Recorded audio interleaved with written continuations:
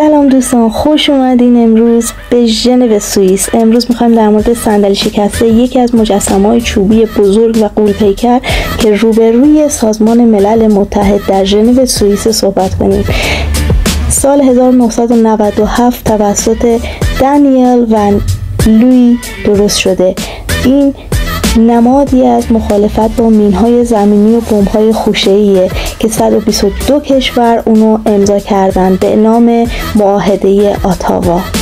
این مجسمه به ارتفاع 12 متر و 5.5 تن وزن داره که یک نماد صلح و حقوق بشر تبدیل شده. تو سال 2022 164 کشور این معاهده رو امضا کردن. پای شکسته صندلی نشون آسیب جسمی و روانیه که این مین‌ها بر روی انسان‌ها وارد میکنن.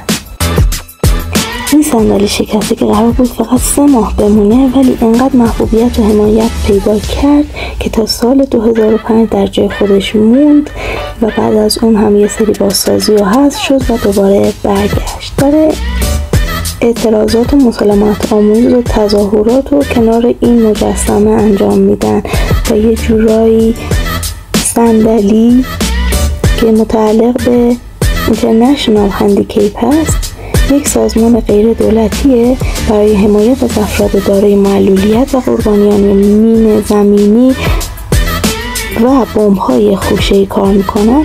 این سازمان تونست که جایزه صلح نوبل رو به دلیل تلاش‌هایی که انجام داده برای اجرای معاهده اتاوا برنده بشه که صندلی شکسته هم نماد همین معاهده اتاواست. یادت نره منو فالو کنی. فعلا خدافظ تا قسمت بعدی.